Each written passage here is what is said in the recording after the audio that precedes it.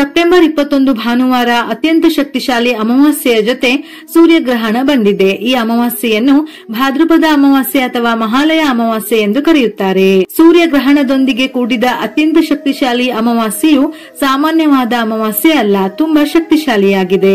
ಇದರ ಜೊತೆಗೆ ಈ ಅಮಾವಾಸ್ಯೆ ಸ್ವಲ್ಪ ಕೆಡುಕನ್ನು ಸಹ ತರಬಹುದು. ಹಾಗಾಗಿ ಈ ಶಕ್ತಿಶಾಲಿ ಗ್ರಹಣದ ಅಮಾವಾಸ್ಯೆಯ ದಿನದಂದು ಕೆಡುಕು ಮತ್ತು ದೋಷಗಳು ನಮ್ಮ ಮೇಲೆ ಅಥವಾ ನಮ್ಮ ಮನೆಯ ಮೇಲೆ ಬೀಳದಂತೆ ತಡೆಯಲು ಕೆಲವು ಪರಿಹಾರಗಳನ್ನು ಮಾಡುವುದು ಒಳ್ಳೆಯದು. ಅದರಲ್ಲೂ ಅಮಾವಾಸ್ಯೆ ದಿನ ಮಾಡಿದ ಪರಿಹಾರಕ್ಕೆ ದುಪ್ಪಟ್ಟು ಫಲ ಸಿಗುವುದಲ್ಲದೆ ಖಂಡಿತ ಸಿದ್ಧಿಯಾಗುತ್ತದೆ. ಈ ಗ್ರಹಣವು ಸೆಪ್ಟೆಂಬರ್ 21ರ ರಾತ್ರಿ 11 ಗಂಟೆಗೆ ಪ್ರಾರಂಭವಾಗಿ ಸೆಪ್ಟೆಂಬರ್ 22ರ ಬೆಳಗಿನ ಜಾವ 3:34 ಮುಕ್ತಾಯವಾಗುತ್ತದೆ.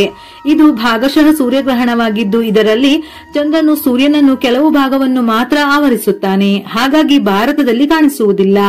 ನಮಗೆ ಗ್ರಹಣ ಗೋಚರಿಸದೇ ಇದ್ದರೂ ಅದರ ಪ್ರಭಾವ ಖಂಡಿತವಾಗಿಯೂ ಇರುತ್ತದೆ. ಹಾಗಾಗಿ ಕೆಲವೊಂದು ಪರಿಹಾರ ಮಾಡುವುದು ಒಳ್ಳೆಯದು. ಇಷ್ಟು ದಿನ ಪಿತೃಕಾರ್ಯ ಮಾಡದವರು ಈ ದಿನ ಮಾಡಬಹುದು. ಅಲ್ಲದೆ ಪಿತೃಗಳ ಕಾರ್ಯ ಮಾಡಲು ಇದು ಕೊನೆಯ ದಿನ.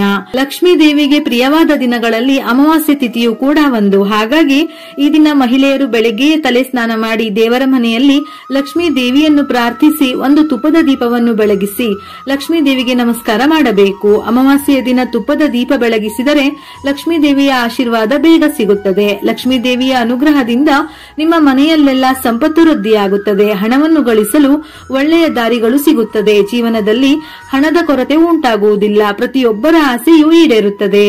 ಅಮಾವಾಸ್ಯೆ ತಿಥಿ ಸಮಯ ಸೆಪ್ಟೆಂಬರ್ 21ರ ಬೆಳಗಿನ ಜಾವ 12:16 ಪ್ರಾರಂಭವಾಗಿ ಸೆಪ್ಟೆಂಬರ್ 22ರ ಬೆಳಗಿನ ಜಾವ 1:23 ಮುಕ್ತಾಯವಾಗುತ್ತದೆ. ಅಮಾವಾಸ್ಯೆಯ ದಿನ ಸ್ನಾನ ಮಾಡುವ ನೀರಿಗೆ ಗಂಗಾಜಲ ಅಥವಾ ಅರಿಶಿನ ಮತ್ತು ಕರ್ಪೂರವನ್ನು ಸೇರಿಸಿ ಸ್ನಾನ ಮಾಡಿದರೆ ಪುಣ್ಯ ನದಿಗಳಲ್ಲಿ ಸ್ನಾನ ಮಾಡಿದಷ್ಟು ಫಲ ಲಭಿಸುತ್ತದೆ. ಜಾತಕದಲ್ಲಿ ಏನಾದರೂ ದೋಷಗಳಿದ್ದರೂ ನಿವಾರಣೆಯಾಗುತ್ತದೆ. ಈ ಶಕ್ತಿಶಾಲಿ ಗ್ರಹಣದ ಅಮಾವಾಸ್ಯೆಯ ದಿನದಂದು ಈ ಒಂದು ಪರಿಹಾರ ಮಾಡಿದರೆ ಅದು ಎಂಥದ್ದೇ ಸಮಸ್ಯೆ ಇದ್ದರೂ ನಿವಾರಣೆಯಾಗುತ್ತದೆ. ಮನೆಯ ಬಾಗಿಲಿಗೆ ಒಂದು ಸಣ್ಣ ಗಂಟು ಕಟ್ಟಬೇಕು.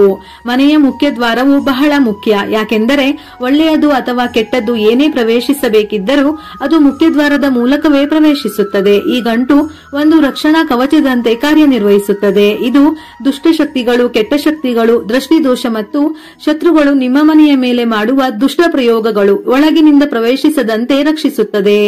ಅಮಾವಾಸ್ಯೆಯ ದಿನ ದೇವರ ಮನೆಯಲ್ಲಿ ಕೆಂಪು ಬಟ್ಟೆಯನ್ನು ಹಾಸಿ ಅದರ ಮೇಲೆ 4 ಕಪ್ಪು ಕವಡೆ, 1 ನಾರು ತೆಗೆಯದ ತೆಂಗಿನಕಾಯಿ, 1 ಪಟಿಕ ಅಂದರೆ ಆಲಂ ಹರಳು ಮತ್ತು ಸ್ವಲ್ಪ ಅರಿಶಿನ ಕುಂಕುಮ ಹಾಕಿ ಗಂಟು ಕಟ್ಟಿ ಆ ಗಂಟಿಗೆ ಅರಿಶಿನ ಕುಂಕುಮ ಹಚ್ಚಿ ಅಗರಬತ್ತಿ ಹಚ್ಚಿ ಪೂಜೆ ಮಾಡಿ ಅದನ್ನು ಮನೆಯ ಹೊರಗೆ ನಿಂತು ದೃಷ್ಟಿ ನಿವಾಳಿಸಿ ನಂತರ ಮನೆಯ ಬಾಗಿಲಿನ ಮೇಲೆ ಕಟ್ಟಬೇಕು. ನಂತರ ಕೈಕಾಲುಗಳನ್ನು ತೊಳೆದು ಬೇರೆ ಕೆಲಸ ಮಾಡಬೇಕು. ಈ ಪರಿಹಾರವು ಮನೆಯ ಸಮಸ್ಯೆಗಳು, ಪತಿ ಪತ್ನಿಯರ ನಡುವಿನ ಜಗಳ, ಮಕ್ಕಳು ಮಾತು ಕೇಳದಿರುವುದು, ಆರ್ಥಿಕ ತೊಂದರೆಗಳು, ಸಾಲದ ಸಮಸ್ಯೆ, ದೃಷ್ಟಿದೋಷವನ್ನು ನಿವಾರಿಸುತ್ತದೆ. ಇದರ ಜೊತೆಗೆ ಇದು ಶನಿದೋಷ ಮತ್ತು ಪಿತೃದೋಷಗಳನ್ನು ಸಹ ನಿವಾರಿಸುತ್ತದೆ. ಪಿತೃದೋಷಗಳಿಂದಾಗಿ ಜೀವನದಲ್ಲಿ ಅನೇಕ ಸಮಸ್ಯೆಗಳು ಎದುರಾಗುತ್ತವೆ. ಹಿರಿಯರು ತಿಳಿಯದೆ ಮಾಡಿದ ಪಾಪಗಳು ಅವರ ವಾರಸುದಾರರಿಗೆ ತೊಂದರೆ ನೀಡಬಹುದು. ಅಂತಹ ದೋಷಗಳಿಂದ ಹೊರಬರಲು ಈ ಪರಿಹಾರವು ಬಹಳ ಉಪಯುಕ್ತವಾಗಿದೆ. ಈ ಕೆಲಸವನ್ನು ಬೆಳಿಗ್ಗೆ ಅಥವಾ ಸಂಜೆ ಮಾತ್ರ ಮಾಡಬೇಕು. ಮಧ್ಯಾಹ್ನ ಸಮಯದಲ್ಲಿ ಮಾಡಬಾರದು. ಉಗುರುಗಳನ್ನು ಕತ್ತರಿಸುವುದು ಅಥವಾ ಕೂದಲನ್ನು ಬಿಚ್ಚಿ ಇಂತಹ ಕೆಲಸಗಳನ್ನು ಮಾಡಬಾರದು. ಮನೆ ಮತ್ತು ಅಂಗಳವನ್ನು ಸ್ವಚ್ಛಗೊಳಿಸಿದ ನಂತರ ಈ ಪರಿಹಾರವನ್ನು ಮಾಡಬೇಕು. ಮರುದಿನ ಅಂದರೆ ಸೋಮವಾರ ಬೆಳಿಗ್ಗೆ ಈ ಗಂಟನ್ನು ತೆಗೆದು ಹರಿಯುವ ನೀರಿನಲ್ಲಿ ಅಥವಾ ಯಾರು ತುಳಿಯದ ಜಾಗದಲ್ಲಿ ಹಾಕಬೇಕು. ಅದನ್ನು ಮನೆಯಲ್ಲೇ ಇಡಬಾರದು. ಈ ದಿನ ಕಾಗೆಗೆ ಅನ್ನ ನೀಡಿದರೆ ಬಹಳ ಒಳ್ಳೆಯದು. ಪಿತೃದೋಷಗಳಿಂದ ಮುಕ್ತಿ ಪಡೆಯಬಹುದು. ಜೊತೆಗೆ ಶನಿದೋಷವಿದ್ದರೂ ನಿವಾರಣೆಯಾಗುತ್ತದೆ. ಓಂ ಶನೈಶ್ಚರಾಯ ನಮಃ ಈ ಮಂತ್ರವನ್ನು 11 ಬಾರಿ ಪಠಿಸುವುದು ಉತ್ತಮ. ಇದರ ಜೊತೆಯಲ್ಲಿ ಈ ದಿನ ಕಪ್ಪು ನಾಯಿಗಳಿಗೂ ಆಹಾರ ನೀಡಿ. ಈ ಅಮಾವಾಸ್ಯೆಯ ದಿನದಂದು ನಿಮ್ಮ ಮನೆಗೆ ಉಪ್ಪಿನಿಂದ ದೃಷ್ಟಿ ತೆಗೆಯಬೇಕು.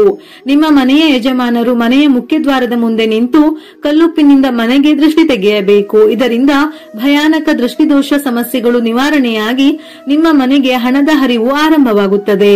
ಅಪಾರ ಸಾಲದ ಸಮಸ್ಯೆಗಳಿಂದ ಬಳಲುತ್ತಿರುವವರು ಈ ಅಮಾವಾಸ್ಯೆಯ ದಿನದಂದು ಒಂದು ಬೇವಿನ ಗಿಡವನ್ನು ನೆಡಿ. ಇದರಿಂದ ಅತಿ ಶೀಘ್ರದಲ್ಲೇ ನಿಮ್ಮ ಸಾಲಗಳೆಲ್ಲ ತೀರುತ್ತದೆ. ಇನ್ನು ಅಮಾವಾಸ್ಯೆಯ ದಿನದಂದು ಮನೆಯಲ್ಲಿರುವ ಚಿಕ್ಕ ಮಕ್ಕಳಿಗೆ ಕಡ್ಡಾಯವಾಗಿ ದೃಷ್ಟಿ ತೆಗೆಯಬೇಕು. ಚಿಕ್ಕ ಮಕ್ಕಳ ಮೇಲೆ ನರದೃಷ್ಟಿ ಹೆಚ್ಚಾಗಿರುತ್ತದೆ. ಹಾಗಾಗಿ ಅಮಾವಾಸ್ಯ ದಿನದಂದು ನಿಮ್ಮ ಮನೆಯಲ್ಲಿರುವ ಚಿಕ್ಕ ಮಕ್ಕಳಿಗೆ ಸಾಸಿವೆಯಿಂದ ದೃಷ್ಟಿ ತೆಗೆಯಿರಿ. ನರದೃಷ್ಟಿ ದೋಷಗಳೆಲ್ಲ ತಕ್ಷಣವೇ ನಿವಾರಣೆಯಾಗುತ್ತದೆ. ಅಮಾವಾಸ್ಯೆಯ ದಿನದಂದು ಗೋವನ್ನು ಪೂಜಿಸಿದವರಿಗೆ ಸಮಸ್ತ ಪಾಪಗಳು ನಿವಾರಣೆಯಾಗಿ ಜನ್ಮ ಜನ್ಮಗಳ ಅದೃಷ್ಟ ದೊರೆಯುತ್ತದೆ. ಮುಖ್ಯವಾಗಿ ಈ ಅಮಾವಾಸ್ಯೆಯ ದಿನದಂದು ಗೋಮಾತೆಗೆ ಆಹಾರ ನೀಡಿ ನಮಸ್ಕರಿಸಿದರೆ ಮುಕ್ಕೋಟಿ ದೇವತೆಗಳ ಆಶೀರ್ವಾದ ತಕ್ಷಣವೇ ದೊರೆಯುತ್ತದೆ. ಈ ದಿನ ತಪ್ಪದೆ ನೆನೆಸಿದ ಹೆಸರು ಕಾಳು, ರಾಗಿ ಮತ್ತು ನೆನೆಸಿದ ಅಕ್ಕಿಗೆ ಬೆಲ್ಲವನ್ನು ಸೇರಿಸಿ ತಿನ್ನಲು ಕೊಡಿ. ರಾಗಿ ಹಿಟ್ಟಿಗೆ ಬೆಲ್ಲ ಮತ್ತು ತುಪ್ಪವನ್ನು ಸೇರಿಸಿ ಕೊಡಬೇಕು. ಇವುಗಳಲ್ಲಿ ಯಾವುದಾದರೂ ಒಂದನ್ನಾದರೂ ಗೋವಿಗೆ ತಿನ್ನಿಸಿ. ಗೋಮಾತೆಯು ದೇವತೆಗಳಿಗೆ ಸಮಾನವೆಂದು ಹಿಂದೂ ಧರ್ಮದ ಪುರಾಣಗಳಲ್ಲಿ ಹೇಳಲಾಗಿದೆ. ಆದ್ದರಿಂದ ಗೋಸೇವೆ ಮಾಡಿದರೆ ಯಾವುದೇ ಸಮಸ್ಯೆಗಳಿದ್ದರೂ ನಿವಾರಣೆಯಾಗುತ್ತದೆ. ವಿಡಿಯೋ ಇಷ್ಟ ಆಗಿದ್ದಲ್ಲಿ ಮರೆಯದೆ ಲೈಕ್ ಕೊಟ್ಟು ನಿಮ್ಮವರಿಗೆ ಶೇರ್ ಮಾಡಿ. ಇದೇ ರೀತಿಯ ಮನಮುಟ್ಟುವ ಉಪಯುಕ್ತ ಮಾಹಿತಿಗಳಿಗಾಗಿ ಮತ್ತೆ ಭೇಟಿಯಾಗೋಣ.